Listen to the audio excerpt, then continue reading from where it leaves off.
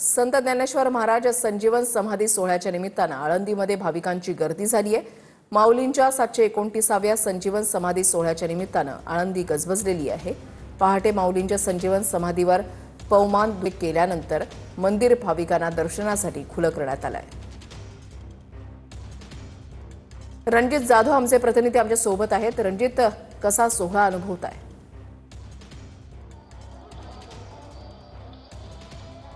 वृषाली, आळंदीमध्ये संत ज्ञानेश्वर माऊलींचा 729वा संजीवन समाधी सोहळा जो आहे तो या ठिकाणी पार पडतोय। त्यासाठी आपण पाहिले तर राज्याच्या कानाकोपऱ्यातून असंख्य असे वारकरी जे आहेत ते आळंदीत दाखल झाले आहेत। आपण पाहू शकतो की या पवित्र अशा इंद्रायणी नदीचा घाट जो आहे तो संपूर्ण वारकऱ्यांनी जो आहे तो या ठिकाणी फुलून गेलेला आपल्याला पाहायला मिळतोय। खरं तर आपण पाहिलं तर अतिशय जड अंतःकरणाने हे सर्व वारकरी जे आहेत ते आळंदीत आलेले असतात। आज सर्वांचे लाडके असलेल्या माऊली जे आहेत ते 729व्या वर्षापूर्वी जे आहे त्यांनी संजीवन अशी समाधी या ठिकाणी घेतली होती।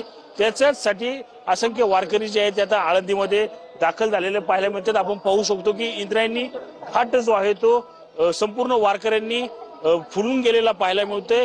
टाळशिपळा असतील किंवा अभंगामध्ये दंग होत हे वारकरी जे आहेत ते आपल्या याच इंद्रायणी नदीमध्ये स्नान करत आचमन करत संत ज्ञानेश्वर माऊली ज्यांच्यामुळे घडलो असे एकमेव बाळासाहेब ठाकरेंना मानवंदना, असं संजय राऊतांनी म्हटलं। असा पुरुष सिंह होणे नाही, असं संजय राऊत यांनी म्हटलेलं आहे।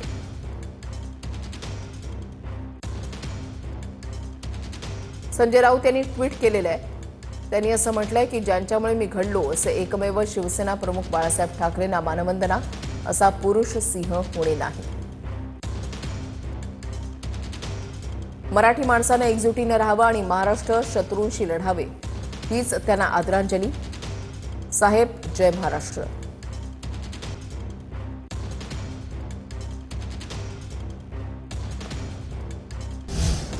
बाळासाहेब ठाकरे स्मारक समितीवरील नियुक्तीचा वाद, फडणवीस आणि मिलिंद नार्वेकरांमधील चर्चेनंतर आता वादावर पडदा पडलेला आहे।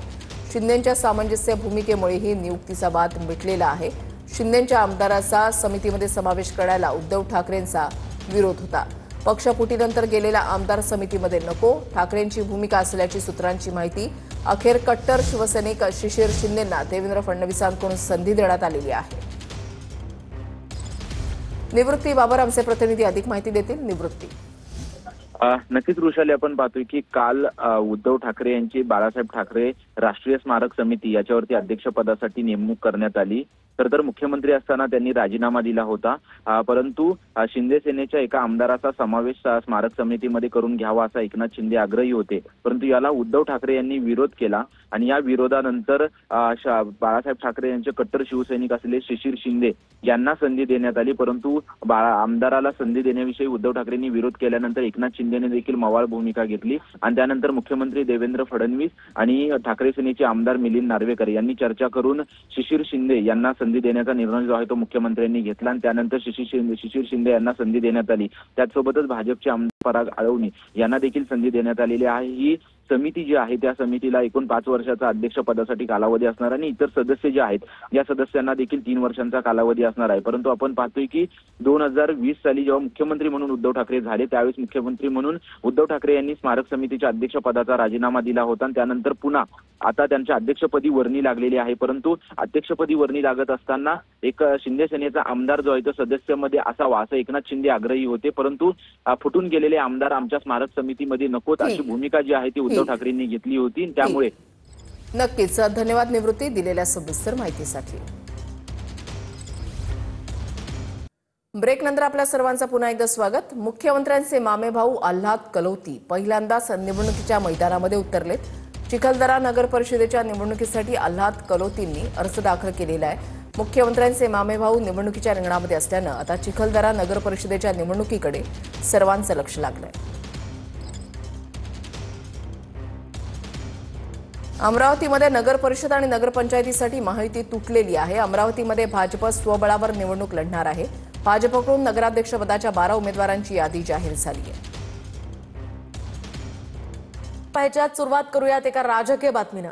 500 कोटीचं हॉस्पिटल अजित पवारांच्या नातेवाईकांना देण्यात आल्याचा प्रश्न दमानी यांनी विचारलाय. हॉस्पिटल पवारांच्या नातेवाईकांना बहाल केलं जात असल्याचा आरोप दमानी यांनी खरं तर केलाय. दरम्यान हे प्रकरण नेमकं काय आहे पाहूयात. तर आपण पाहतोय 500 कोटींचं हॉस्पिटल अजित पवारांच्या नातेवाईकांना दिल्याचा आरोप दमानिया यांनी केलाय. एकीकडे पार्थ पवार यांच्या जमीन गैरव्यवहारासंदर्भातल्या घडामोडी वेग धरत असताना दुसरीकडे हा आणखी एक मुद्दा उपस्थित करण्यात आलाय दमानियांकडून. या पार्श्वभूमीवर त्यांनी एक ट्विट केलंय. त्या म्हणतात 500 कोटींचं हॉस्पिटल अजित पवारांच्या नातेवाईकांना. शताब्दी हॉस्पिटल हे एक 580 बेड्सचं हॉस्पिटल आहे. बीएमसीने बांधलंय. विरोध असताना देखील पीपीपी तत्वानं ते देण्याचा घाट घातलाय. आणि योगायोगानं यामध्ये पद्मसिंग पाटलांच्या तेरणा पब्लिक चॅरिटेबल ट्रस्टनं डीआयडी सुद्धा केलंय. याच जवळ आरएसएस एक हॉस्पिटल बांधतंय आणि हे तयार हॉस्पिटल अजित पवारांच्या नातेवाईकांना बहाल केलं जात आहे असा आरोप दमानी यांनी केलाय. तर दुसरीकडे शासकीय जमिनींच्या श्वेतपत्रिका काढा अशी मागणी सचिन अहिर यांनी केली आहे. शासकीय जमिनी मंत्र्यांना देत असाल तर सरकार नेमकं कुणाचं, हिवाळी अधिवेशनामध्ये हा मुद्दा मांडणार असल्याचंही सचिन अहिर म्हणाले. शासकीय जमिनाच्या श्वेतपत्रिका काढली पाहिजे या मताची आम्ही आहोत. कारण हे सरकार आल्यानंतर तुटपुंजी रकमेमध्ये शासकीय जमिनी असतील, महानगरपालिकेच्या जमिनी असतील, सरसकट त्यावेळी असलेल्या मंत्र्यांना जर देण्याचं काम होत असेल आणि मंत्र्यांच्या काही वेगवेगळ्या नातेवाईकांना देण्याचं काम होत असेल तर नेमकं राज्य सरकार कोणाचं आहे आणि कशा प्रकारे या राज्य सरकारकडनं आम्ही अपेक्षा केली पाहिजे. म्हणून हिवाळी अधिवेशनामध्ये या प्रश्नावरती आम्ही जाब विचारल्याशिवाय राहणार नाही. वेळप्रसंगी सभागृह पण बंद करण्याची वेळ आली तरी देखील आम्ही मागे बघणार. आणि आता एक महत्त्वाची बातमी. वनमंत्री गणेश नाईक आज दुपारी 12 वाजता बैठक घेणार आहेत. बिबट्यांसंदर्भात गणेश नाईक ही बैठक घेतील. राज्यामध्ये पुणे, नाशिकसह अहिल्यानगर यांसारख्या अनेक भागांमध्ये सध्या बिबट्यांचा धुमाकूळ पाहायला मिळतोय. या सगळ्या पार्श्वभूमीवर यावर आज काय उपाययोजना गणेश नाईक करतात ते पाहणं महत्त्वाचं असेल. दरम्यान गावात बिबट्या येऊ नये म्हणून काही लोक नेमली जायची असं मुनगंटीवार म्हणालेत. मात्र आता त्यासाठी पैसे नसल्यामुळे तरुण हे काम करत नाहीत. त्यासाठी निधी उपलब्ध करून द्यावा अशी मागणी मुनगंटीवारांनी केली आहे. जिथं बिबट आहे त्याचा रेस्क्यू करण्यासाठी किंवा हे बिबट गावाकडे येऊ नये यासाठी आपल्याकडे काही लोक आपण मानधनावर नियुक्त करायचो.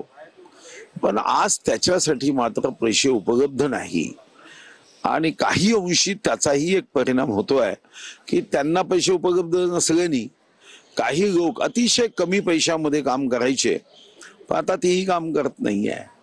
मला वाटतं की या टीम्सला योग्य पद्धतीने निधीची उपलब्धता करून दिली पाहिजे.